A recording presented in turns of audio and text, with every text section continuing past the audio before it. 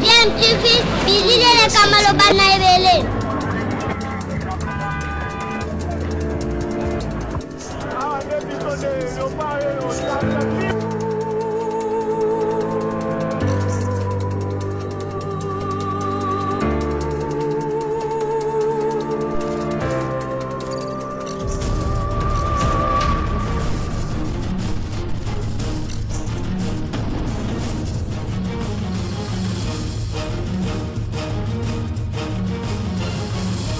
DMTV toujours en avant.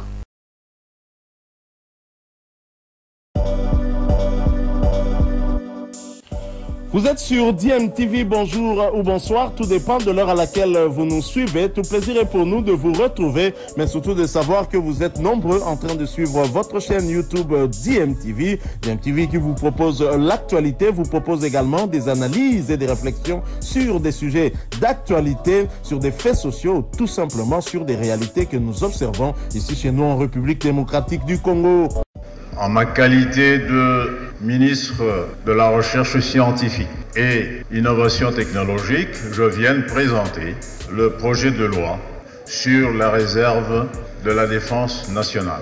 Et avant cela, permettez-moi, honorable président, honorable membre de l'Assemblée nationale, vous dire que l'objet de ce projet est un objet qui découle de principes les plus universels dans la gestion des armées.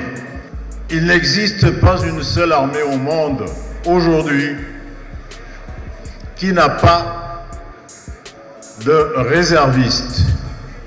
Vous suivez ce qui se passe en Ukraine, en Russie et dans beaucoup d'autres pays, même pays africains. Lorsque un pays est agressé, il ne compte pas que sur les militaires d'actifs. En fait, une armée sans réserve est comme une voiture qui entreprend un trajet long sur autoroute sans pneus de rechange. Ainsi, vous me permettrez donc que je en arrive à l'exposé des motifs de ce projet de loi. La nécessité d'assurer la protection de la souveraineté, de l'intégrité territoriale de la République, ainsi que la défense des intérêts supérieurs de la nation, a conduit le Parlement à adopter la loi organique numéro 11/012 du 11 août 2011 portant organisation et fonctionnement des forces armées en application de l'article 122.15 de la Constitution et promulguée par le président de la République. Cependant, la loi organique susvisée ne prévoit pas la création d'un corps de réservistes au sein des FARDC. Or, toute armée qui se veut professionnelle et républicaine doit avoir en son sein un corps de réservistes pouvant venir en appui aux forces armées aussi bien en temps de paix qu'en temps de guerre. À cet effet, dans le souci de mettre fin aux agressions récurrentes auxquelles le pays est confronté et pour mieux renforcer la protection de sa souveraineté et de son intégrité territoriale par la participation de tout Congolais, conformément aux articles 63 alinéa 1er et 64 alinéa 1er de la Constitution, la création d'une réserve armée de la défense nationale s'avère impérieuse. Cela aura le mérite d'entretenir l'esprit de défense de la patrie et de renforcer le lien entre la nation et ses citoyens. Face aux agressions répétées que connaît le pays, ayant notamment conduit à la proclamation de l'état de siège sur une partie de la République, il y a lieu d'instituer la réserve armée de la défense en République démocratique du Congo. Merci, honorable président, pour la parole.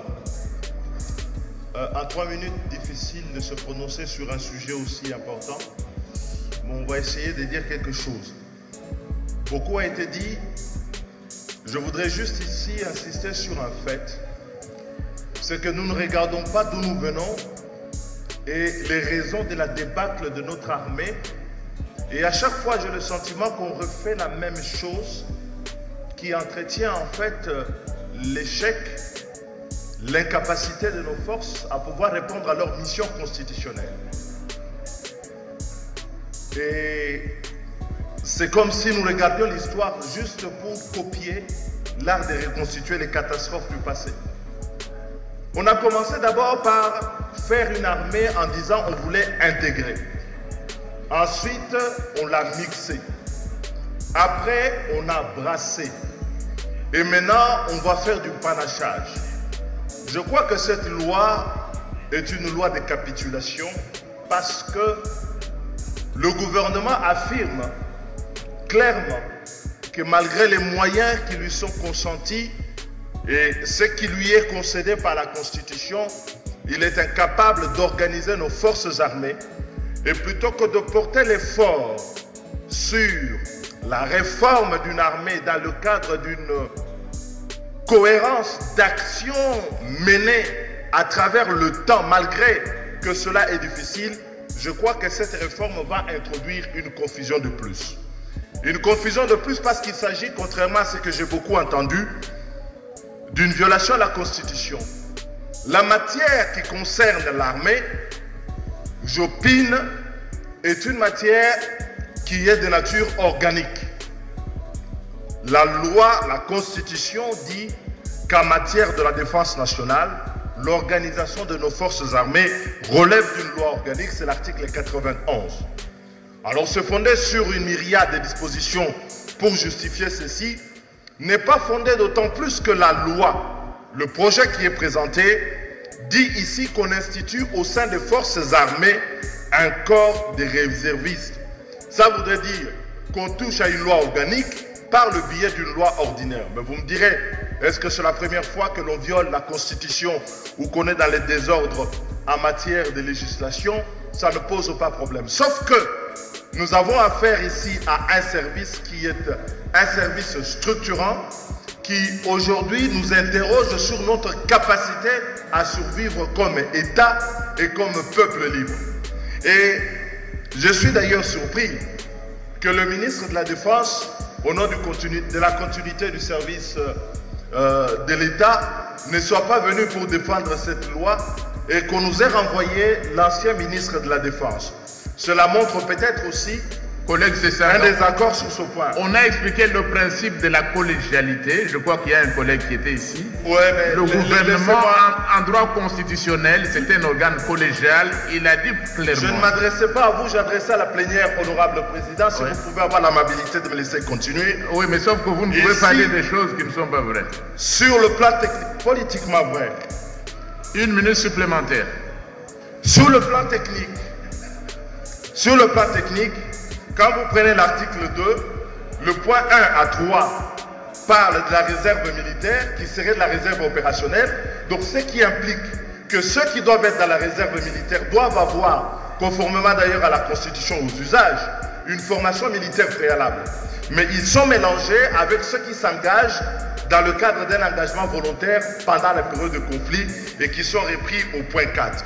Et enfin, je dirais, le gouvernement pouvait nous dire toute la vérité.